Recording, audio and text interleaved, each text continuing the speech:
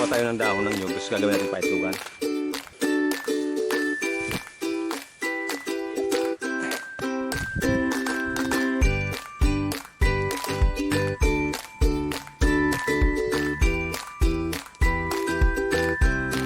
So yun guys, tapos na paitlugan ng manok. So yun guys, magandang umaga.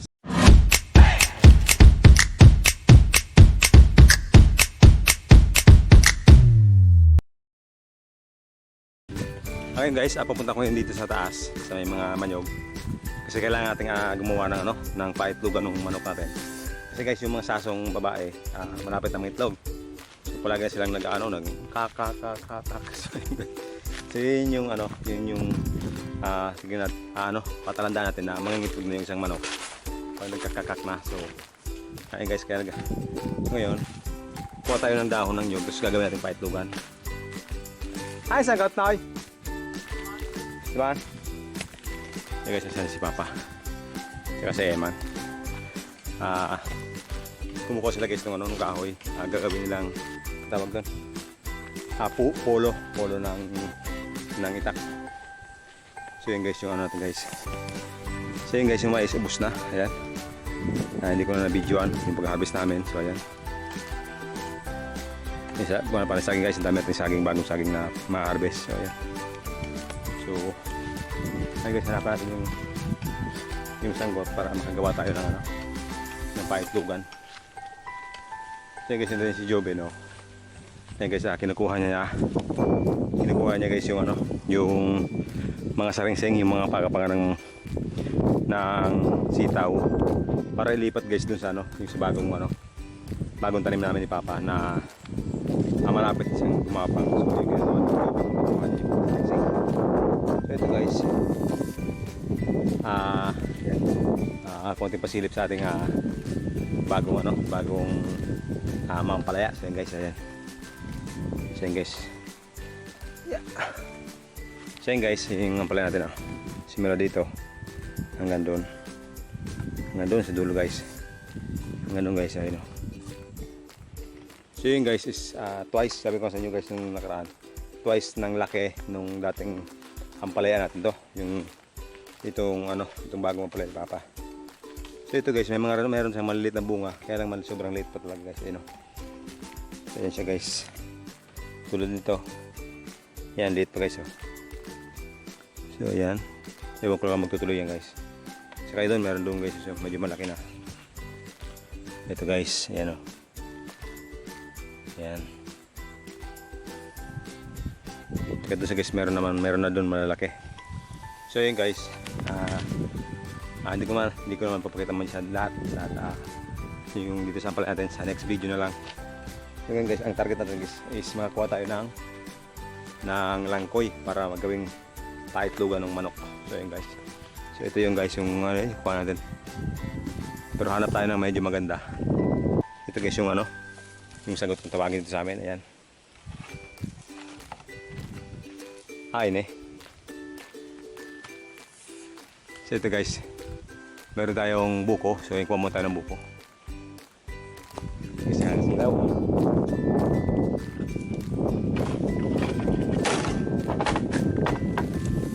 So yun guys, yung buko natin.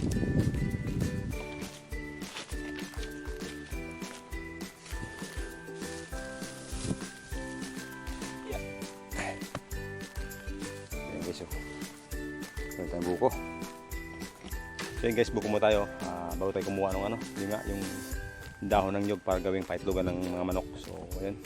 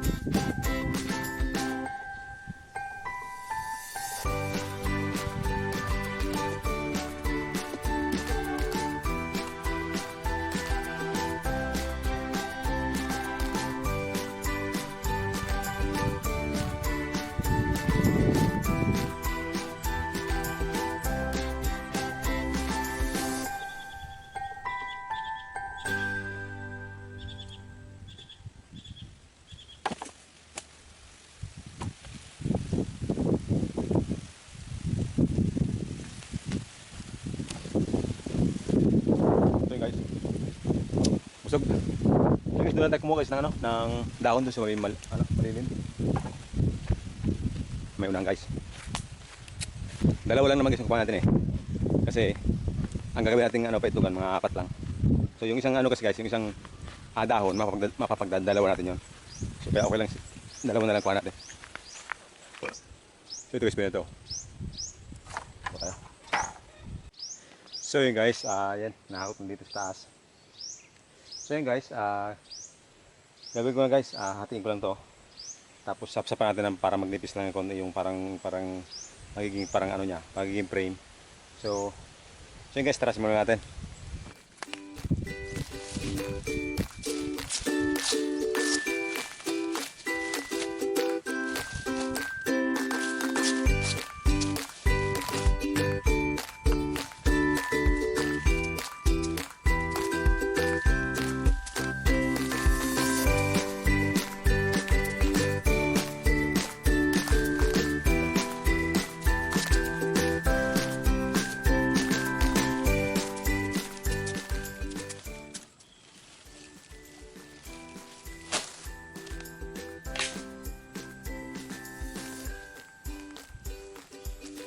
So yun guys, tarasin muna natin yung paggagawa ng ano, paitlugan.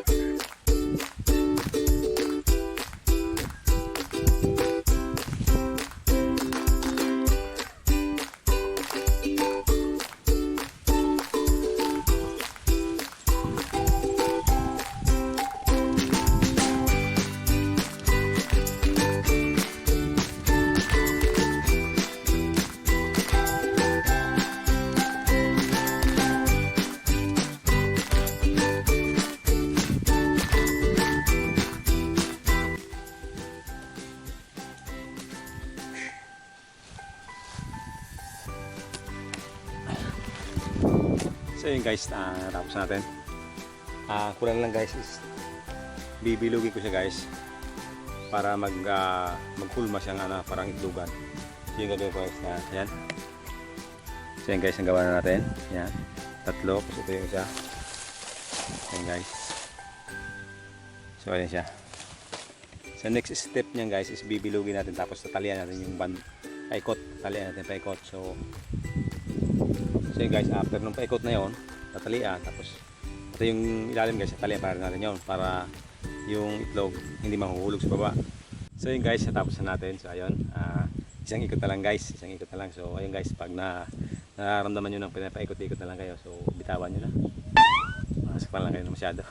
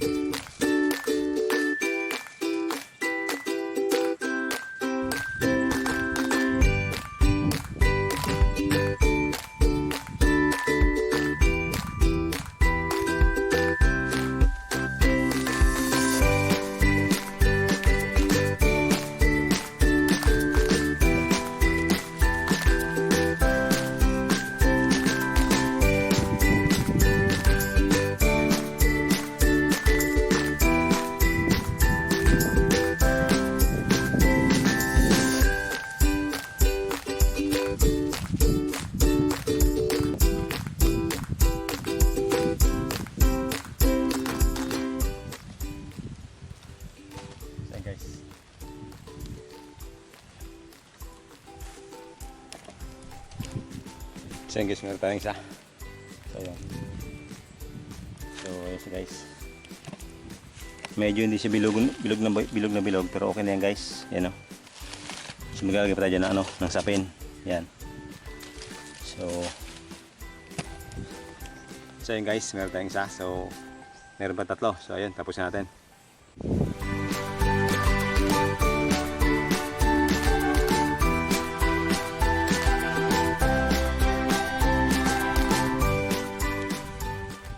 So yun guys, natapos natin gawin yung paitlugan ng manok. So yun guys, ito siya.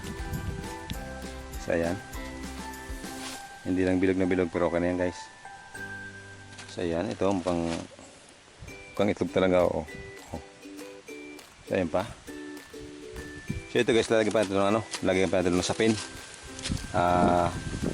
Parang dayami, lagyan ito para relax yung yung manok. Tapos ito yan guys, yung apat na yung lalagyan ng dayami.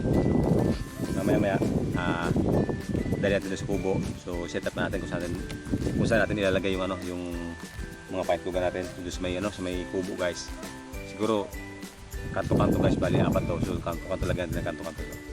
Para kahit magsaan yung gustuin ng manok mag-itlog. So kahit saan meron siyang pang-itlogan. So ayun guys, so maya-maya ulit. So yun guys, natali ko na. Yan siya. So dala natin doon sa baba. Kasi yung tawag guys, yung binabantayan ng palay, baka marami ng manok. So yun kasi guys, kami sa palay. Hindi pa yung sa last video ko, meron doon yung palay, nagpunla kami ng palay ng papa. Hindi, lang pala, sila iman lang pala. Ako may ginawa kasi guys. So ayun. Kasi marami ng manok, delikado. So wala pa naman manok guys, pero may mga ibon.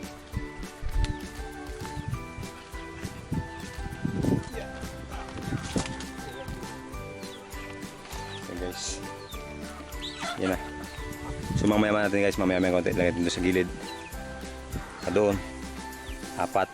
So yun guys, mamaya. So yun guys, tara. Ikabit na natin yung mga ginawa nating paitlugan ng manok. So ayun guys. So yun guys, yung plano ko guys, dito ko siya kakabit. Siguro maglagay ko dito ng isa pa dito. Itong area na to, siguro dito banda, magkatabi lang. Tapos isa rin dito. Ayan, tapos isa dun sa loob. Tapos isa dito kanto. So yun yung plano ko guys. Bali, yun, isa, dalawa, tatlo, apat. So, yun yung isa guys. So yun guys, tara, ikabit natin yung ginawa nating paitlugan.